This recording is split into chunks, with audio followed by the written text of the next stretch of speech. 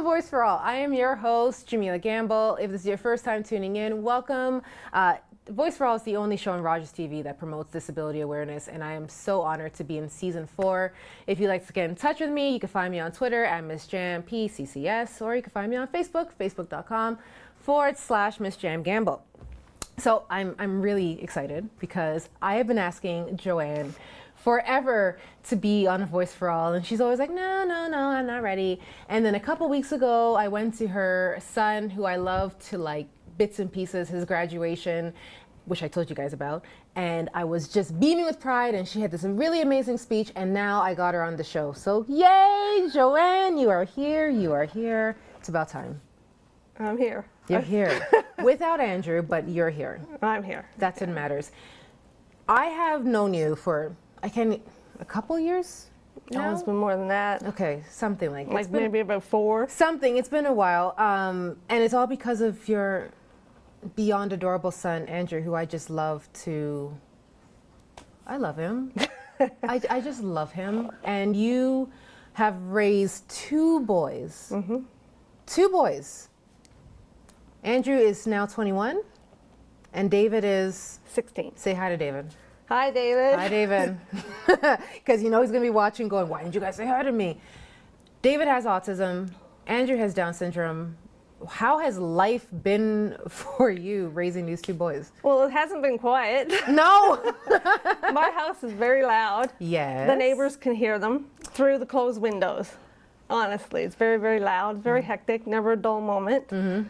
But that's what it is. That's what it is. That's what it is. So you were a single mom raising these 2 boys. How was that? Because already for some parents raising neurotypical children, that's hard for them. But to raise 2 boys who are on the spectrum, what was that like?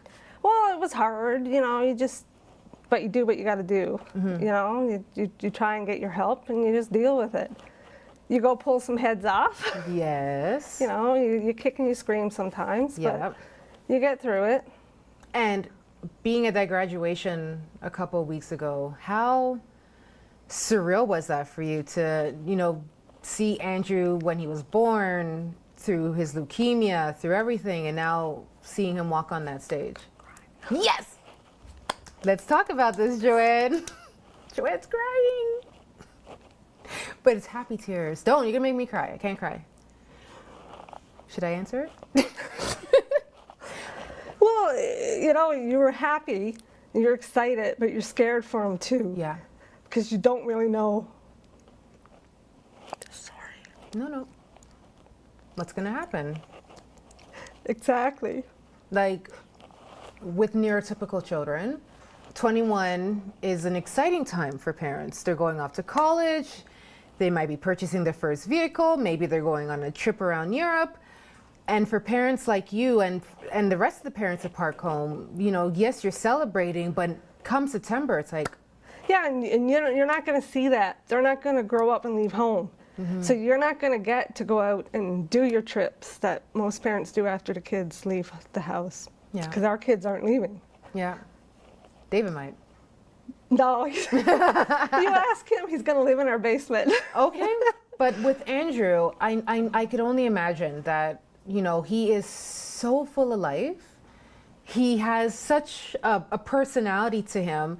And even when I was at that graduation, you heard me. I was like the second proud mom in the back, like everyone's looking like, who is she cheering for? And I'm like, I know him, But I could see the fear, and I understand that fear, like now what? It's like 21, they get pushed off a cliff. Well, actually, when they turn 18, it's like they fall off the face of the earth. All the children's activities stop. There's really not many places for them to go. Yeah. They leave their pediatricians, all their children's doctors, and they're in an adult world, and it's a big change for them. It's hard to find eye specialists, dentists, any kind of doctors. Yeah, eye doctors don't want to take them. They don't know what to, a lot of them don't. They don't know what to do with them because they can't use the machines. Yes. So he was in his 70s, an older gentleman, but he retired and he hasn't had a specialist since. Dentists, you have to go all the way to Toronto because nobody wants them. Mm-hmm. Wow. They're afraid to take them. I know. Even finding a family doctor can be difficult because a lot of them are nervous and they don't know how to deal with them. And there needs to be more awareness. Yeah, essentially, exactly. that's what it is. Like, you know, normal people could be scary too.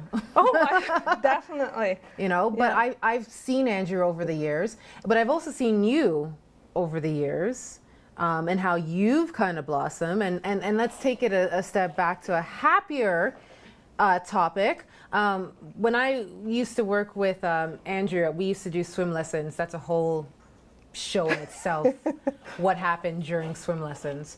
But Joanne used to come on the deck. Here's Andrew, whatever. She'd go off the deck, not much conversation. And then one day she comes on the deck and she has this extra pep in her step.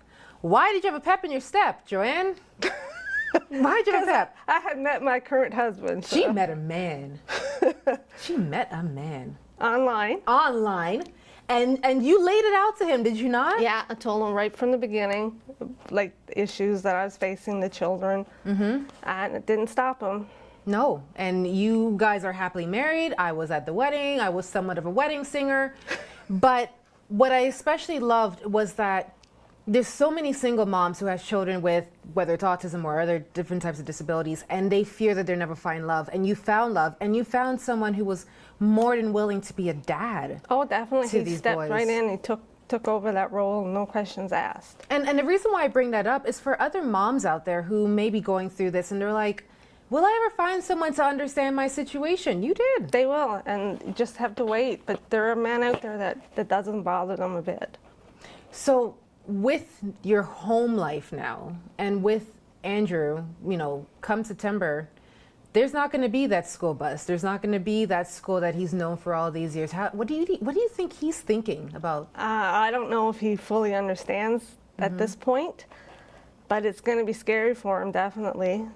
Starting a new chapter in his life, and it's going to be hard for him, I think. And he's very much aware. Just because he's nonverbal, oh yeah, he's aware. Andrew is so, and a perfect example of how aware Andrew is when I went to his graduation, I didn't realize how long it had been since I'd seen him. And he gave me a really big hug, but then he rubbed the back of my hair, and I was like, what is he doing? And it dawned on me, I cut my hair and he hadn't seen me, but he totally noticed that right away. Just because he's nonverbal and he happens to have Down syndrome, he is very much aware of what is happening in his world. Oh yeah, he remembers. He definitely remembers. So having a son with Down syndrome, how rigid is your life sometimes? There's times I want to go and just hide. Yeah. There are times when it gets so loud and my household's so, I just go and hide. And with you wanting to go hide, unfortunately, there's not enough support in the community. What can the community be doing to help families like you? Well, there definitely needs to be a lot more programs for these adults to be attending.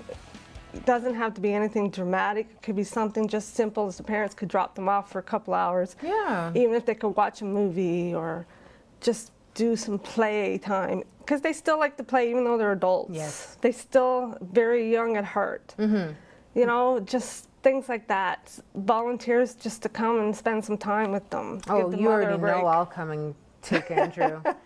I don't know what we'll do, but I will gladly take Andrew because part of his success is your success. So if your well-being is not in check, then you don't have that strength. Oh, right? exactly. And that's where respite is very important. Just to get those couple of nights away, it's very important. Have you found it easy to get respite? for No, him? it's very difficult. There's only a few government-funded respite homes, and they are like wait list. I've been on a wait list for the one in Oakville since January. Wow. And it doesn't look like he's going to get his trial night until September. So they had to deem him capable first. Yes, you have to go through. To get the government-funded ones, you have to go through DSO. Oh yes, which reminds me of I don't know if it was like a year or two ago, and Joanne was telling me that she basically had to go to a meeting to prove that Andrew has a disability. Yeah. Wow. Had to sit with a psychologist. Yes. And she basically sat there and kind of chuckled because he could not do the tests that they wanted. So we sat there for 2 hours and What a waste of money. yeah, but she had to do her job. Yeah. Yeah. And for him to get his funding and his support that he needs, we had to sit through it. You see, and that's another example of why I brought Joanne on. If you are a parent who has a child with a disability, I'm not a parent, but I could only understand how frustrating it is for you, because one, you're advocating for your child, but then two, you're fighting the system. It's this ongoing fight that you have to keep proving to get money, proving to get services, and sometimes it's not even that easy. It's like this 2-3 year battle. Yeah. But as a mom in the community, before we wrap up the show, what is something that you wish the community did to make you and Andrew and David feel more accepted? Oh God, that's I don't know. It's a loaded question. It is a load, because there's so much that they could do. But a lot of it is when you are in public with these kids, don't be staring at them. Yeah, I've always said that. Don't be staring at them, because that is so rude. They don't stare at you. And if you're curious, come and ask. There's no harm in asking. I know personally, I prefer you come ask than to sit there and stare at them. I've said this before. So Joanne really said it really simply. Please do not stare. If you like me to come and just see how uncomfortable that is, yeah, just because they're a person with disability doesn't mean that there's some walking exhibit for you to gawk at. Talk to them, engage them, smile at them. Joanne, you have been avoiding this show for 3 seasons. You finally came on. Thank you so much. You're welcome. Let Joanne's story be an inspiration for you, a motivation for you as a parent to come out, to speak, to be loud, and fight for your child and fight for yourself. We are not done The Voice for All. I will catch you guys after the break. If you want to get in touch with Joanne, her email's at the bottom. She loves to talk, so make sure you talk to her if you need some support.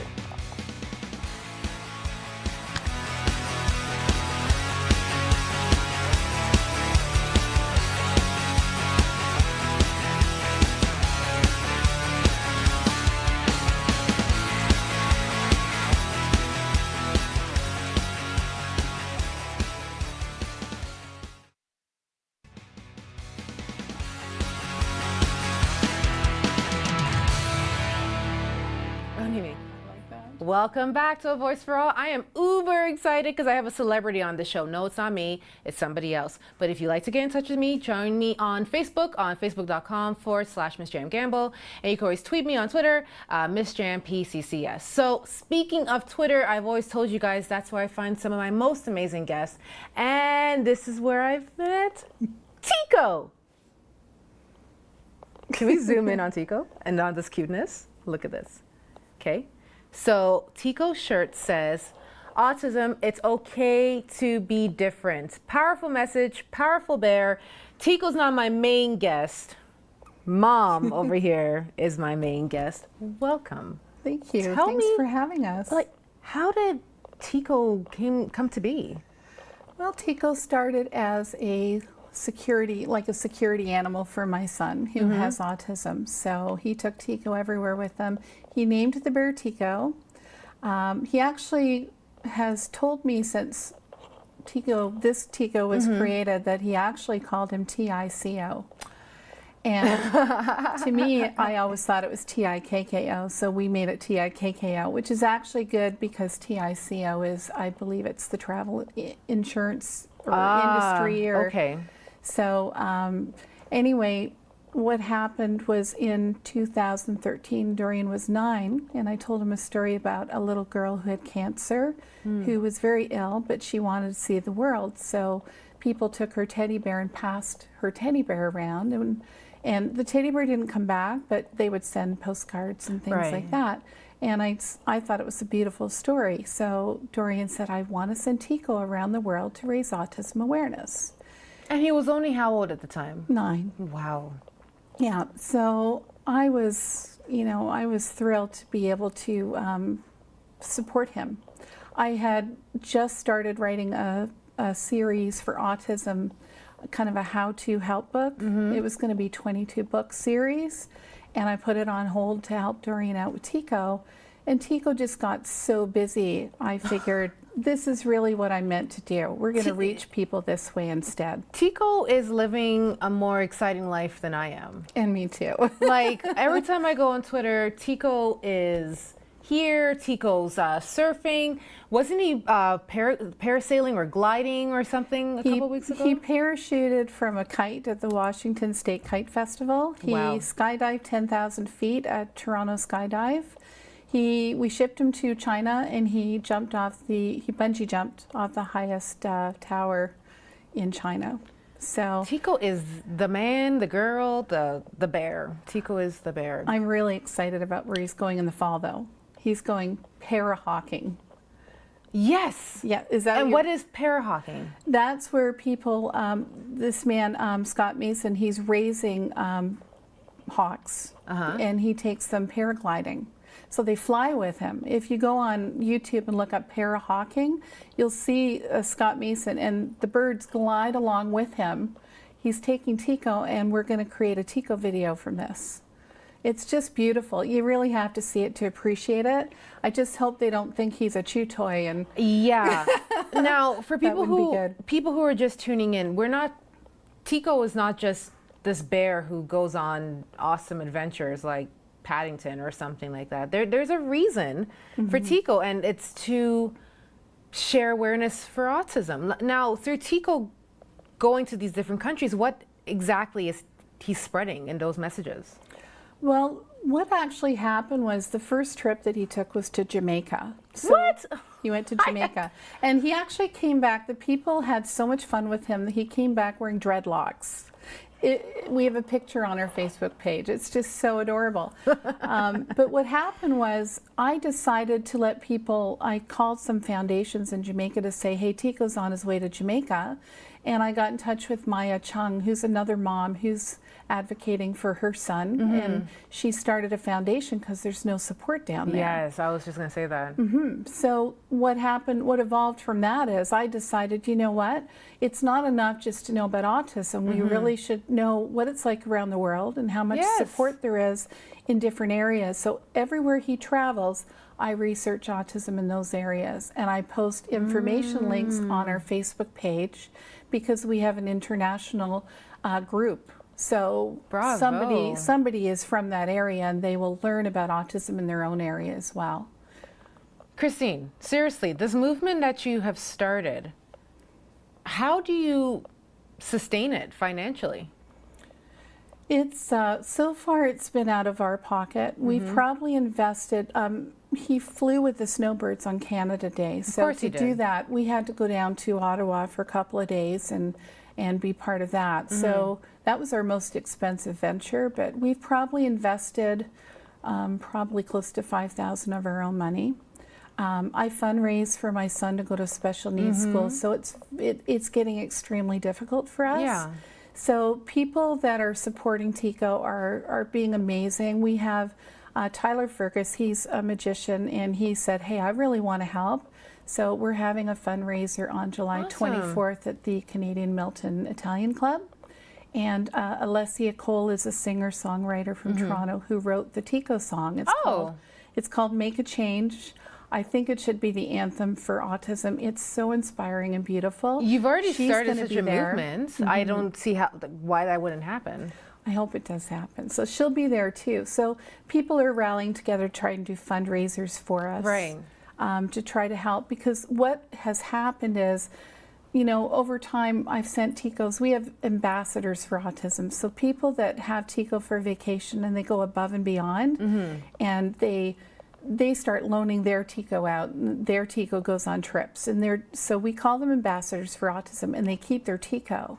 So our supply is getting low. I'm sure. And a few times we've sent him on vacation, and the child has autism. And I know how a child becomes attached, and I can't ask for that Tico back. Yeah.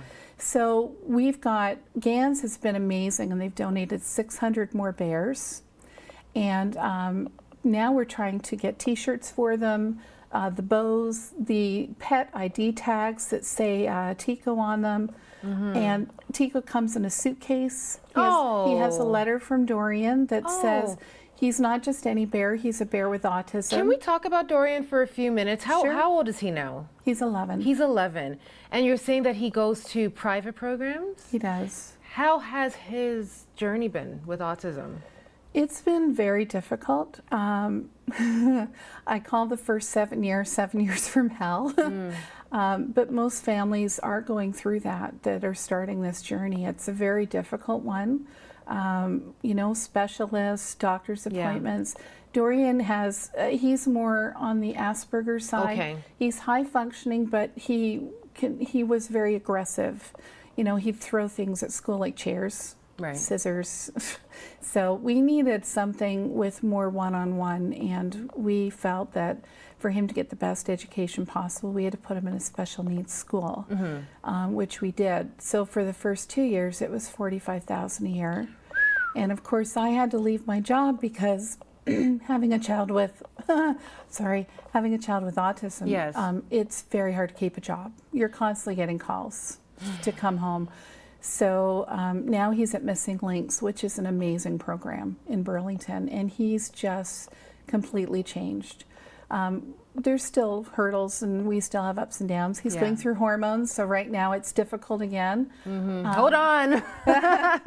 Here it gets worse. But no, I don't think he'd be the person he is today, you know, if it wasn't for the program.